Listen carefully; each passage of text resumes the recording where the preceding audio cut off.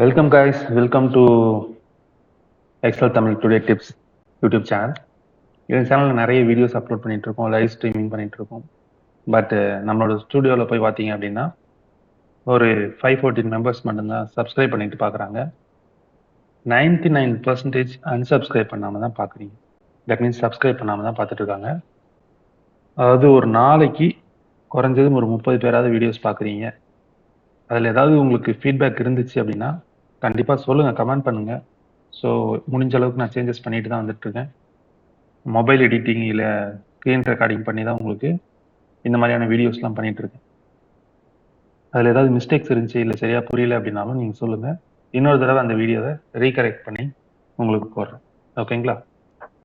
So என்னோட கோல் என்னன்னு பார்த்தீங்கன்னா, ஃப்ரீயாக என்னோட ஸ்கில்ஸ், நான் கற்றுக்கிட்ட ஸ்கில்ஸ் வந்து உங்களுக்கு சொல்லிக் கொடுக்கணும் அப்படின்னு நினைக்கிறேன். ஸோ இதில் எக்ஸல், பவர் பாயிண்ட், பவர் பிஐ, அப்புறம் நிறைய மேக்ஸிமம் என்னெல்லாம் அக்கௌண்டிங் அண்ட் ஃபினான்சிங்கில் வருமோ அதெல்லாம் உங்களுக்கு சொல்லி கொடுத்துட்ருக்கேன். இப்போ இன்னைக்கு என்ன பார்க்குறோம் அப்படின்னு பார்த்தீங்கன்னா, பவர் பாயிண்ட் தான் பார்த்துட்ருக்கோம்.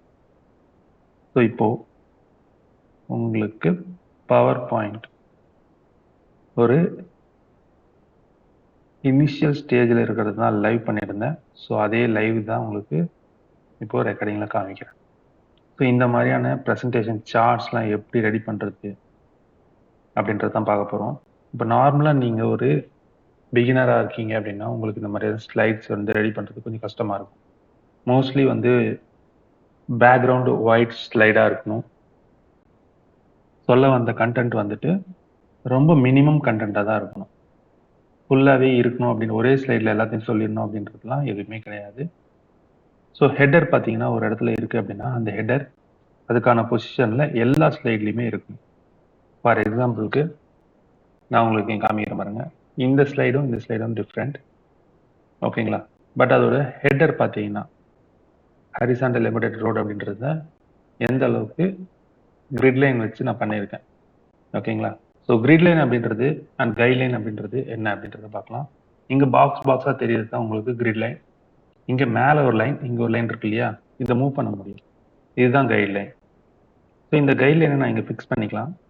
ஃபிக்ஸ் பண்ணிவிட்டு எனக்கு ஏற்ற மாதிரி நான் சூஸ் பண்ணி செலக்ட் பண்ணி எடிட் பண்ணிக்கலாம். ஓகேங்களா? ஸோ இப்போ 2 கைட்லைன் தான் யூஸ் பண்ண முடியுமான்னு கேட்டிங்கன்னா இல்லை. நீங்கள் ரைட் கிளிக் பண்ணி ஹரிசாண்டல் கைட்லைன் வேணுமா, வெர்டிக்கல் கைட்லைன் வேணுமா அப்படின்றதெல்லாம் நீங்கள் செலக்ட் பண்ணிக்கலாம். ஃபார் எக்ஸாம்பிளுக்கு இப்போது ஹரிசாண்டல் கைட்லைன் எடுத்திருக்கேன். ஸோ ஹெட்டர் வந்துட்டு எனக்கு இதுக்குள்ளே தான் வேணும் அப்படின்னா நான் இதை இப்படி கிளிக் பண்ணால் போதும், அதை மூவ் பண்ணி எடுத்துக்க முடியும். ஓகே, இந்த மாதிரி ஃபிக்ஸ் பண்ணிவிட்டு அதுக்கப்புறமா நீங்கள் டைப் பண்ணி அதை அலைன் பண்ணிக்கோங்க.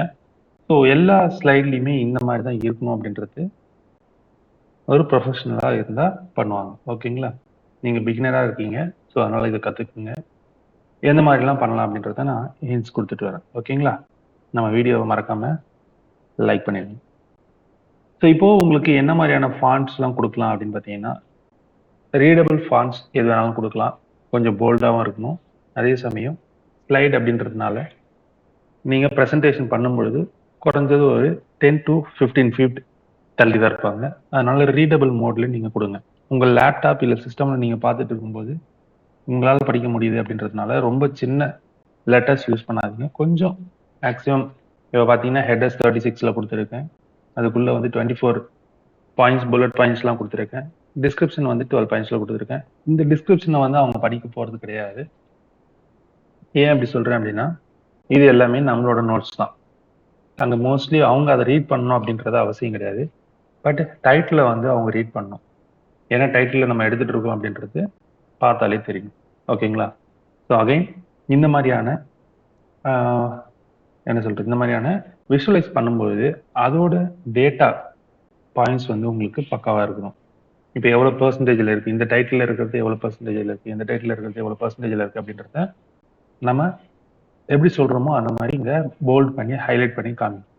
ஸோ 3 டிஃப்ரெண்ட் கலர்ஸ் யூஸ் பண்ணியிருக்கேன். இது கொஞ்சம் உங்களுக்கு வைப்ரண்ட் கலர்ஸாக இருக்கும். இல்லை இந்த மாதிரி எனக்கு கலர்ஸ் பிடிக்கல, டல் கலர்ஸ் தான் தேவை அப்படின்னு நினச்சிங்கன்னா நீங்கள் டல் கலர்ஸும் யூஸ் பண்ணிக்கலாம். ஸோ கலர் வந்துட்டு வேரியண்ட் ஆகும். நீங்கள் என்ன மாதிரியான கம்பெனி பேக்ரவுண்டில் ஒர்க் பண்ணிட்டு இருக்கீங்க, அவங்க என்னென்ன கலர்ஸ் யூஸ் பண்ணுறாங்களோ அந்த கலர்ஸை சில பேர் விரும்புவாங்க. ஸோ இப்போ ஒரு கம்பெனியோட லோகோஸ் பார்த்தீங்கன்னா ப்ளூ கலரில் இருக்குது அப்படின்னா அவங்க ப்ளூ ஓரியன்டாகவே பண்ணுறதுக்கு ரெடியாக இருப்பாங்க. ஸோ அப்போ நம்ம ஒயிட் கலரில் சூஸ் பண்ணி செலக்டட் கலர்ஸில் போயிட்டு நீங்கள் சேஞ்ச் பண்ணிக்கலாம். ஓகேங்களா? ஸோ ப்ளூ அப்படின்னா இந்த வைப்ரண்ட் ப்ளூ கிடையாது. நீங்கள் லைட் கலர் ப்ளூ கொடுத்தீங்கனாலுமே உங்களுக்கு அது ப்ளூவாக தான் தெரியும். ஓகே, ஸோ கொஞ்சம் இன்டெப்த் பண்ணிக்கோங்க, ப்ளூ சூஸ் பண்ணிக்கோங்க. ஸோ இதுவும் உங்களுக்கு நல்லாவே தெரியும்.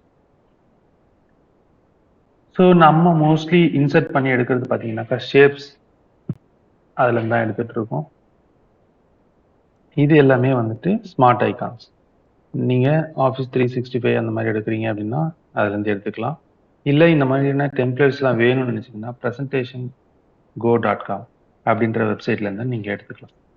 ஓகே,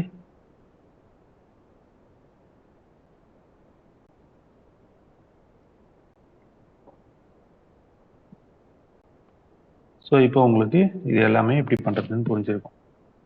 ஸோ டீட்டெயிலாக இல்லாமல் இப்போ ஒரு சிம்பிள் டயக்ராம்ஸ் தான் பார்க்க போகிறோம். இது எல்லாத்தையுமே டெலிட் பண்ணிடலாம். இப்போ ஒரு ஷேப்ஸோட இன்னொரு ஷேப்ஸை எப்படி இன்டர்செக்ட் பண்ணுறது, கமெண்ட் பண்ணுறது அப்படின்றத பார்க்கலாம். ஃபார் எக்ஸாம்பிளுக்கு இப்போ ஒரு ஸ்கொயர் எடுத்துக்கிறோம். இந்த ஸ்கொயரில் ஒரு சைன் போர்ட் மாதிரி ஒரு ஆரோவை நம்ம இன்செர்ட் பண்ண போகிறோம் அப்படின்னா எப்படி பண்ணுறது? ஸோ இது ரெண்டுத்தையும் பண்ணிவிட்டு நீங்கள் குரூப் பண்ணிடுவீங்க. மோஸ்ட்லி அதான் பண்ணுவாங்க. ஸோ இன்றைக்கி இதை ஷேப்ஸாக எப்படி கன்வெர்ட் பண்ணுறது அப்படின்றத பார்க்கலாம். இந்த மெர்ஜ் ஷேப் அப்படின்றதுல கம்பைன் அப்படின்னு கொடுத்தாலும் சரி, இல்லை இன்டர்செக்ட் அப்படின்னு கொடுத்தாலும் சரி. ஸோ கம்பைன் கொடுத்தீங்க அப்படின்னா ஆர் சப்ராக்ட் கொடுத்தீங்கனாலும் உங்களுக்கு 2 ஆப்ஷன்ஸ் காமிக்கும். இப்போ நம்ம கம்பைன் பண்ணிவிட்டு அதோட பேக்ரவுண்டில் ஒரு சின்ன ஷேப் இன்சர்ட் பண்ணி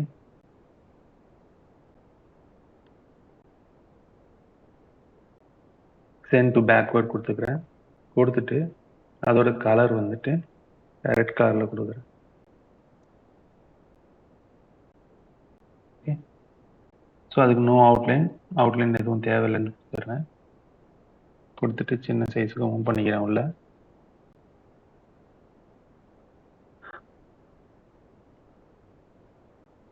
ஸோ இதெல்லாம் இதுக்கு என்ன இப்போ ஆகும் அப்படின்னு பார்த்தீங்கன்னா, ஃபார் எக்ஸாம்பிளுக்கு இதுக்கு ஒரு அனிமேஷன் கொடுக்குறேன்.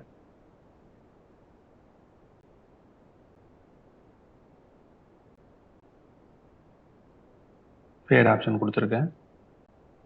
ஸோ இது வந்துட்டு ஒரு 1 செகண்ட் வித் ப்ரீவியஸ். ஸோ இப்போ மேலே இருக்கிறதுக்கு வந்துட்டு ஃப்ளை இன் எந்த டைரக்ஷன் பார்த்தீங்கன்னா லெஃப்ட் டு ரைட்.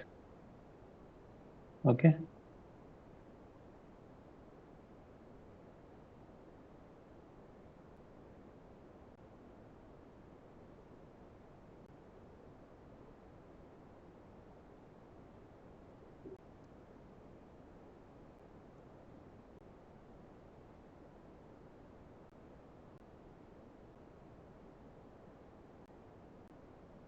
ஸோ இந்த மாதிரி உங்களுக்கு டிரான்சாக்ஷன் கிடைக்கும்.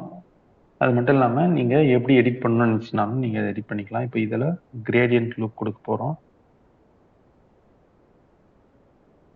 ஸோ ஒன்ஸ் கிரேடியன்ட் கொடுத்துட்டு இதில் கிரேடியன்ட்டில் டார்க் கலர்ஸ் எதனா எடுத்துக்கலாம். அண்ட் ஃபைனலாக இன்னொரு டார்க் கலர் கொடுத்தாலும் சரி, இல்லை மைல்டு கலர் கொடுத்தாலும் சரி. இப்போ இதில் இருக்கிறது டெலிட் பண்ணிடுறேன். இப்போ இந்த ஒயிட்டோட பொசிஷனிங் பார்த்தீங்கன்னா 50-50. இப்போ மிடில் உங்களுக்கு ஒரு ஒயிட் லைன் தெரியுது. அதோட டிரான்ஸ்பரன்சியை வந்துட்டு நம்ம அதிகப்படுத்தலாம்.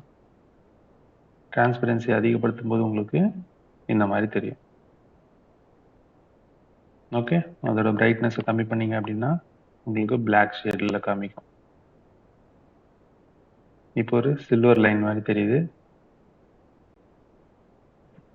ஸோ உங்களுக்கு எப்படி வேணுமோ அதை நீங்கள் கிரியேட் பண்ணிக்கலாம். ஓகே, ஸோ இதுக்குள்ளே இந்த ஆரோவில் உங்களுக்கு ஏதாவது ஃபாண்ட் இன்சர்ட் பண்ணோம் அப்படின்னு நினச்சிங்கன்னா இன்சர்ட் போயிட்டு டெக்ஸ்ட் பாக்ஸ் அப்படின்றத கிளிக் பண்ணுங்கள். இந்த டெக்ஸ்ட் பாக்ஸ் அப்படின்றத கிளிக் பண்ணிவிட்டு எடிட் பண்ணிக்கலாம். Left or right? ரைட்.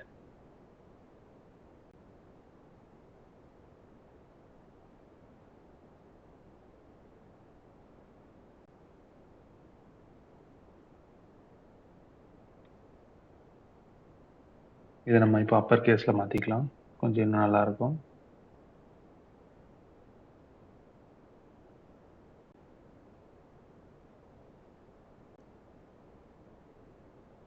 இப்போ இதை செலக்ஷன் பேனில் நம்ம செலக்ட் பண்ணுறதுனால கொஞ்சம் ஈஸியாக இருக்கும். இப்போ பேக்ரவுண்ட் ரெட் கலரில் இந்த டெக்ஸ்ட் பாக்ஸை செலக்ட் பண்ணிவிட்டு மிக்ஸ் பண்ணலாம். இப்போ இன்டர்செக்ட் பண்ணதுனால உங்களுக்கு அந்த ரைட் அப்படின்ற ஃபாண்ட் மட்டும் தனியாக தெரியுது. இப்போ இந்த ஃபாண்ட்டோட கலர் பார்த்தீங்கன்னா நம்ம ஆல்ரெடி அந்த பேக்ரவுண்ட் கலர் பண்ணியிருந்தோம் இல்லையா, அந்த கலர்லேயே உங்களுக்கு தெரியும்.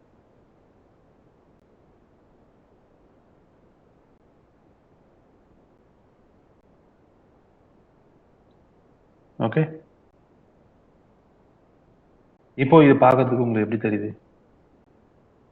நார்மலாக ரைட் அப்படின்ற ஒரு டிஸ்பிளேல எழுதுறதுக்கும் இதுக்கும் உங்களுக்கு டிஃப்ரென்ஸ் தெரிஞ்சிருக்கும். ஸோ இதுதான் இந்த ஃபாண்ட். இந்த ஃபாண்ட்டோட எடிட்டிங் நம்ம பண்ணியிருக்கோம். அது ஒரு இமேஜாக இப்போது கிரியேட் ஆகிருக்கு. ஸோ இப்போ இந்த இமேஜை நீங்கள் எங்கே வேணாலும் மூவ் பண்ணி வச்சுக்கலாம். அது அந்த ஏரோவில் தான் இருக்கணும்னு இல்லை. ஸோ நீங்கள் இதுக்குள்ளே மேலே கூட நீங்கள் எடுத்து வந்து வச்சுக்கலாம். இது எல்லாத்தையும் ட்ரை பண்ணி பாருங்கள். ட்ரை பண்ணி பார்த்துட்டு எப்படி இருக்குது அப்படின்றது நீங்கள் சொல்லுங்கள். ஸோ இன்னமும் உங்களுக்கு எதனா தெரிஞ்சுக்கணும் அப்படின்னு நினச்சிங்கன்னா கண்டிப்பாக கமெண்ட் பண்ணுங்கள். நெக்ஸ்ட் வீடியோவில் சந்திக்கலாம். தேங்க்யூ.